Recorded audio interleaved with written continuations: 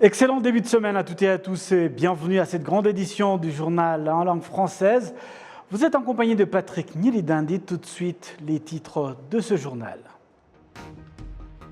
Les responsables du ministère des Finances, celui de l'Environnement et d'autres partenaires dans le développement des protections de l'environnement ont eu ce lundi une réunion avec des responsables du FMI en vue de mettre en pratique des projets relatifs à la protection de l'environnement qui seront financés par cette institution financière internationale. Des experts en fiscalité et des économistes estiment que la taxation des entreprises travaillant sous la toile via Internet va accroître les recettes fiscales du pays. Et puis, à l'international, le président Filipe Nyusi du Mozambique a été obligé de réduire le temps de son séjour à Addis Abeba, au sommet de l'Union africaine, afin de surveiller l'arrivée du cyclone tropical Freddy sur son pays.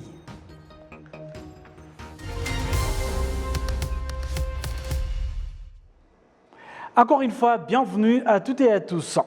Les responsables du ministère des Finances, celui de l'Environnement et d'autres partenaires intervenant dans le domaine de la protection de l'environnement ont eu ce lundi une réunion avec certains responsables du Fonds monétaire international FMI en vue de mettre en pratique des projets relatifs à la protection de l'environnement qui seront financés par cette institution financière internationale. Parmi ces projets, Ireme Invest, lancé par le président de la République Paul Kagame, avec comme objectif l'appui aux investissements privés qui ne nuisent pas à l'environnement. Il a été question également d'examiner les politiques rwandaises en rapport avec la lutte contre les effets du changement climatique. Toutes les parties n'ont pas manqué de se féliciter de l'appui récemment décidé par le Fonds monétaire international envers le Rwanda afin d'accompagner les efforts du Rwanda contre les effets des changements climatiques.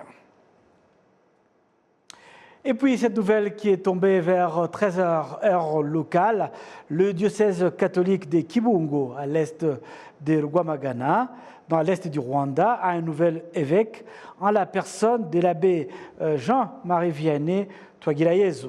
Jusqu'à hier, l'abbé Jean-Marie Vianney Twagirayezu était secrétaire général de Caritas Rwanda, originaire du diocèse de Nyundo, au nord-ouest du Rwanda. Le nouvel évêque de Kibungo est âgé de 63 ans. Le communiqué de la nunciature apostolique du Rwanda indique que la nomination de l'abbé Twagirayezu comme évêque de Kibungo a été rendue publique ce lundi, midi heure de Rome, soit 13h heure de Kigali, par le pape François. Le diocèse de Kibungo était jusqu'à présent dirigé par le cardinal Antoine Kambanda comme administrateur apostolique. Et puis, le conseiller spécial du président de la République du Rwanda en matière de sécurité, le général James Kabarebe, a demandé aux jeunes exerçant différents métiers dans la ville de Kigali d'adopter des valeurs qui favorisent le développement du pays. Ils font du taxi moto, du taxi vélo, ils sont des artisans ou encore d'autres jeunes vivant de petits boulots ici et là dans la ville de Kigali. Ces 600 jeunes ont indiqué avoir soif de connaître l'histoire de leur pays pour mieux participer à son développement et à sa construction.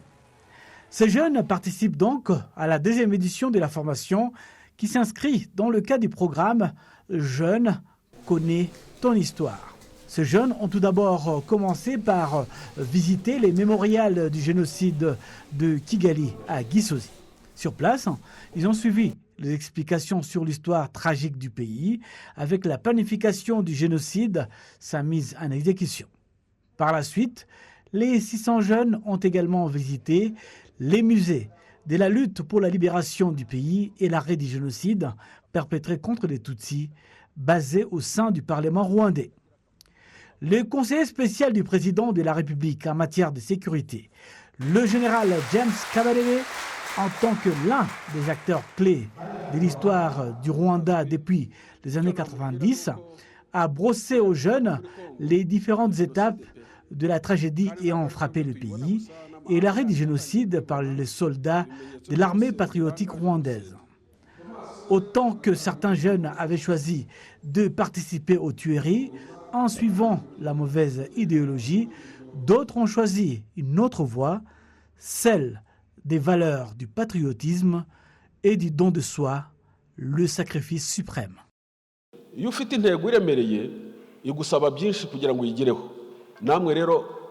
Si tu as un objectif majeur à atteindre, cela te demande beaucoup en termes d'énergie. Et vous aussi, vous avez beaucoup d'objectifs et vous pouvez les atteindre autant que les soldats Ingotagni ont pu les atteindre. La première valeur des Ingotagni était le patriotisme, l'amour de son pays. Grâce à cette valeur, ils ont compris que leur combat était pour le pays et non pour un intérêt personnel. Dans ces cas, lorsqu'on aime son pays, on ne se préoccupe pas de sa vie personnelle, mais plutôt celle du pays. Lorsqu'on meurt pour son pays, on meurt en tant que héros. Ce n'est pas comme un voleur qui meurt sous le coup, car il meurt comme un chien. Quand on meurt pour son pays, on meurt heureux.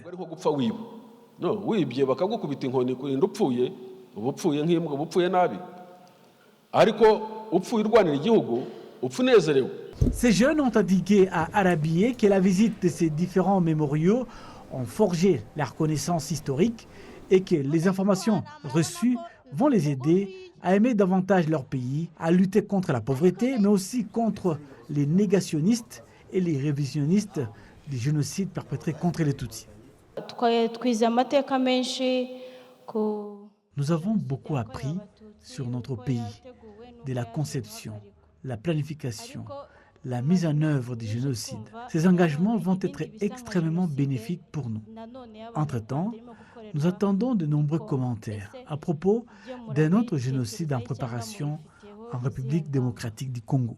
Comment analysez-vous cette situation et quelles sont les stratégies à prendre face à une telle situation? La ministre en charge de la culture, Rosemary Mbabazi, a exhorté les jeunes à travailler davantage pour développer leur famille et les pays en général.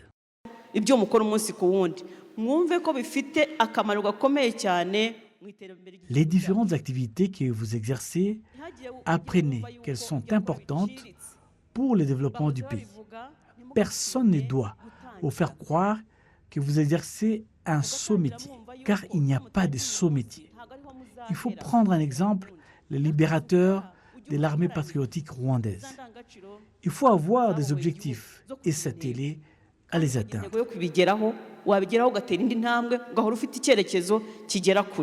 Ces 600 jeunes de la ville de Kigali constituent le deuxième groupe de jeunes qui sont invités à suivre ces conférences sur l'histoire du Rwanda.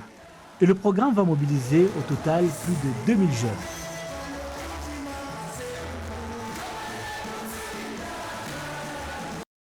Économie à présent, des experts en fiscalité, des économistes estiment que la taxation des entreprises travaillant sous la toile via Internet va accroître les recettes fiscales du pays. L'Office rwandais des recettes indique en effet que des études de faisabilité sont en cours pour que ces différentes entreprises puissent devenir de contribuables dans l'assiette fiscale. Jessica Agassaro nous donne plus de précisions. Certains propriétaires d'entreprises opérant dans l'intermédiaire de médias sociaux disent qu'ils n'ont pas de problème en ce qui concerne le paiement d'impôts, mais souhaitent tout simplement qu'on prenne en compte leurs préoccupations. Je ne sais pas s'ils vont compter l'argent où j'aurai gagné. Je ne sais pas s'ils vont compter après avoir déduit ce que j'ai acheté en ligne, après avoir calculé tout cela et trouver que mon livre de compte montre que j'ai gagné $2000, mais que j'ai fait une consommation de $1600. Peut-être alors, ils m'ont taxé les 400 restants. C'est-à-dire que je pense que cette loi doit considérer toutes ces petites choses, sinon il n'y aura pas d'importance. Dans tous les pays, on constate l'accroissement d'activités commerciales réalisées à l'aide des sites des réseaux sociaux, où l'acheteur et le vendeur sont reliés par la technologie sans avoir besoin de se rencontrer. L'Office rwandais des recettes dit qu'il étudie comment la taxation de ces activités sera réalisée. Parmi les sites des médias sociaux concernés par le paiement de l'impôt figure notamment YouTube qui en 2021 a distribué à travers le monde 30 milliards de dollars américains à ceux qui pratiquaient du commerce ou autres activités génératrices du revenu. Le président de la commission du budget et du patrimoine public à la Chambre des députés, le prof Omar Munyaneza, est confiant que les recettes fiscales vont augmenter parallèlement avec un allègement fiscal pour le contribuable. La loi établissant l'impôt sur les revenus stipule qu'à partir de la deuxième année après l'année en vigueur de cette loi, les profits annuels imposables en francs rwandais entre 720 001 et 1 200 000 sera imposé au taux de 10% et les profits supérieurs à 1 200 000 francs rwandais sera imposé au taux de 20%. Jessica Agassaro, la télévision rwandaise. Langue et culture à présent, l'Académie rwandaise de la culture exhorte les Rwandais vivant à l'étranger, c'est-à-dire de la diaspora, à faire un effort pour l'apprentissage du Kinyarwanda. Elle estime que c'est une excellente occasion de connaître les valeurs culturelles rwandaises et d'œuvrer pour l'unité. Jessica Agassaro nous fait le point. Il y a des Rwandais vivant à l'étranger qui se soucient du Kinyarwanda et mettent en place des projets pour enseigner et promouvoir cette langue et la culture rwandaise en général. Nous enseignons le Kinyarwanda, la culture rwandaise, et aussi la danse, l'histoire et autres.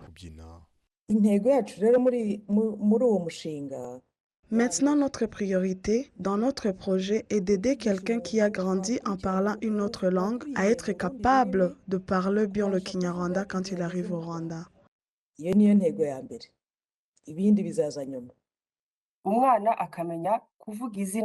Nous apprenons aux gens qui parlent le Kinyarwanda en Kinyarwanda. N'écoutez pas quelqu'un qui dit son nom Ndahiro, mais on dirait qu'il est dit en français, mais qu'il est dit en Kinyarwanda. Il dit mon nom Ndahiro et vous comprenez que c'est avec un ton rwandais.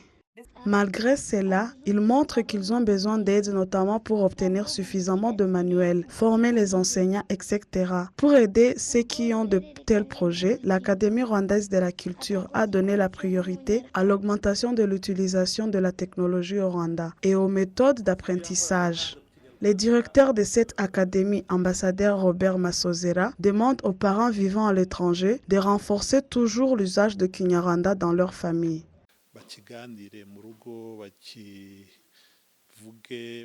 Il faut parler le Kinyarwanda à la maison et dans tous les lieux de rencontre. Mettez-les ensemble comme dans les églises, les écoles, les organisations et apprenez le Kinyarwanda comme une assemblée culturelle pour les aider et cela sera plus facile parce qu'aider les gens ensemble n'est pas la même chose qu'aider un individu seul.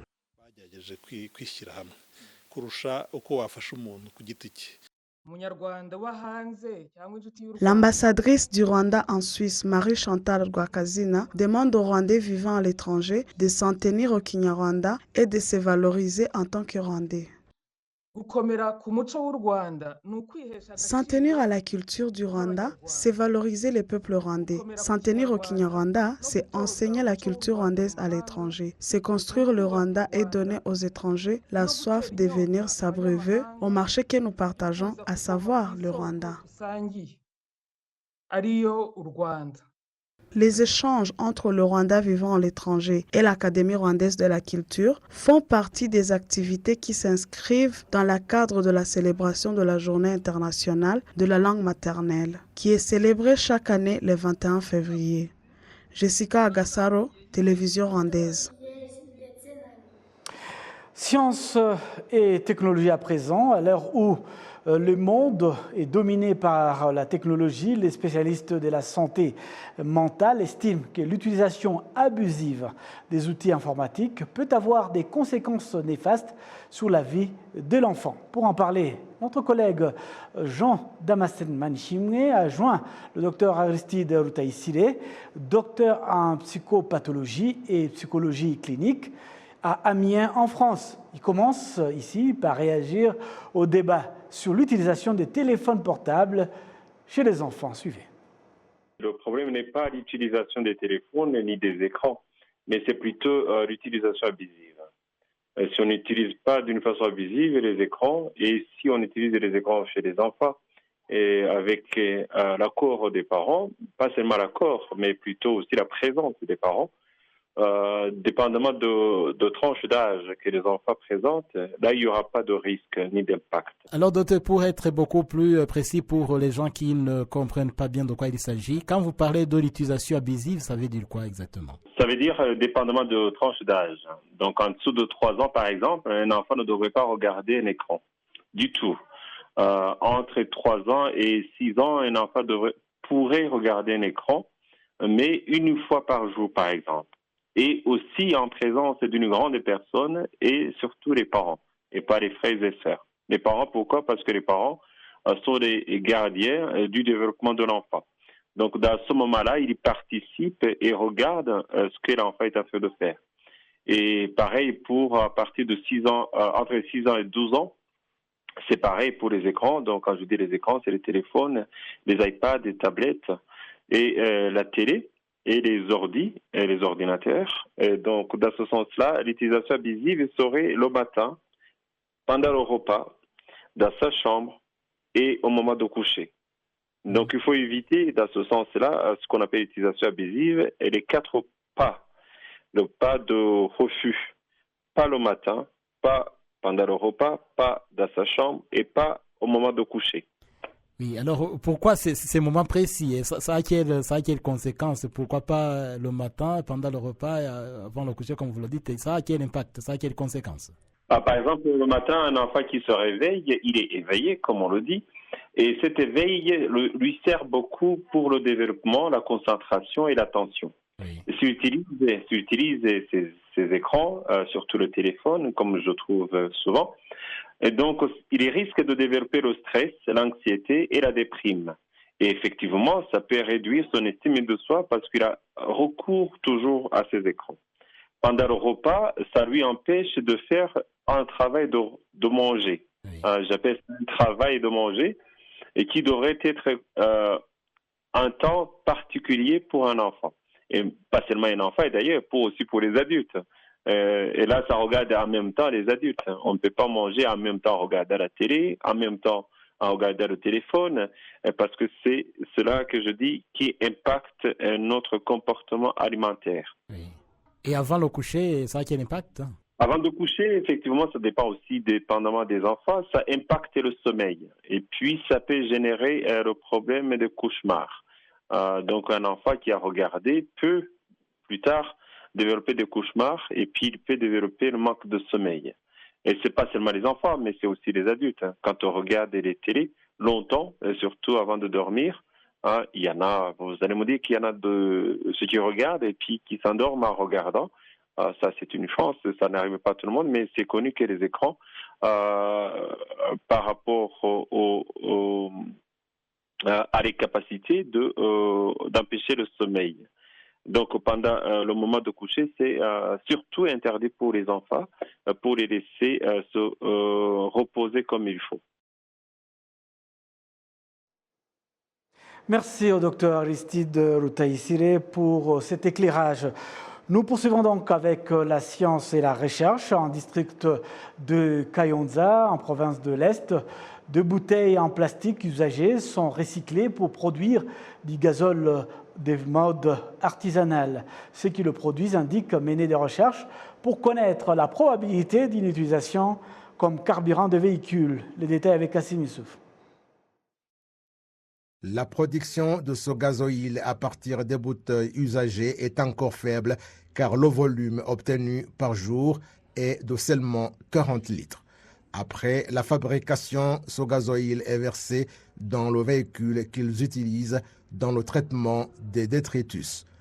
Des recherches sont par ailleurs effectuées pour tirer de ce produit du gaz car ils ont constaté que c'est possible.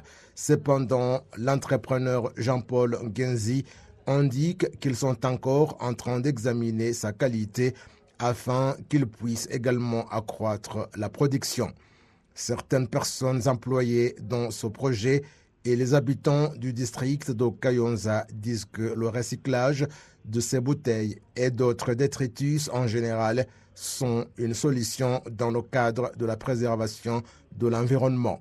L'entrepreneur Jean-Paul Ngenzi invite les institutions financières à leur faciliter l'obtention du prêt afin qu'ils puissent atteindre l'objectif de produire suffisamment de gasoil de bonne qualité. Le département de l'environnement au district de Kayonza indique que la gestion du dépotoir du district est une solution dans la préservation de l'environnement et dans le traitement des détritus biodégradables ou pas. L'investissement privé dans le projet de traitement du dépotoir du district de Kayonza est d'environ 1,2 milliard de francs rwandais en plus de l'investissement public de 1,3 milliard de francs rwandais. En plus de la production du gasoil, le recyclage de détritus permet de produire également du fumier et les bouteilles métalliques sont transférées aux usines de production de casseroles et il y a d'autres à partir desquelles on produit des pavés pour la construction.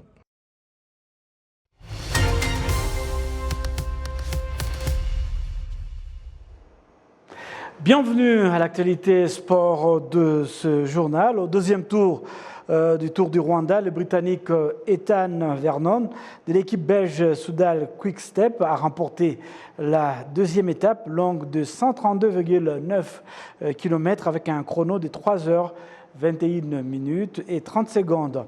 Le Rwandais le mieux classé est Umuhoza Eric qui est positionné à la 28e place.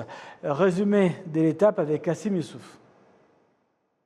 La seconde étape du Tour du Rwanda 2023 est partie de Carfree Zone dans la ville de Kigali et les cyclistes devaient mouiller leur maillot sur un trajet de 132,9 km jusqu'à Gisagara en province du Sud.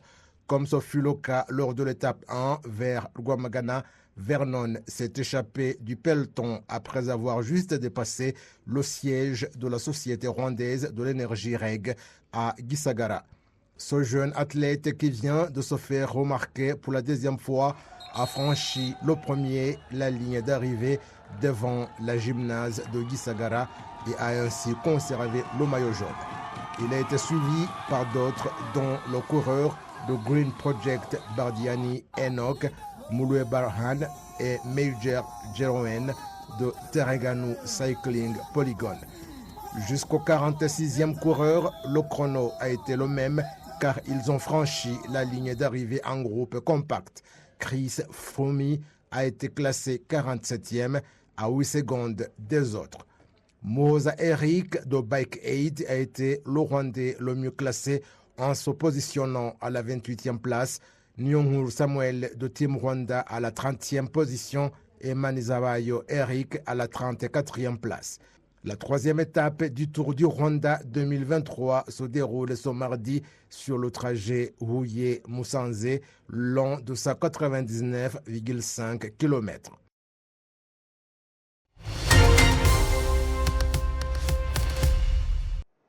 C'est donc avec cet élément que nous allons boucler complètement cette grande édition du journal à langue française.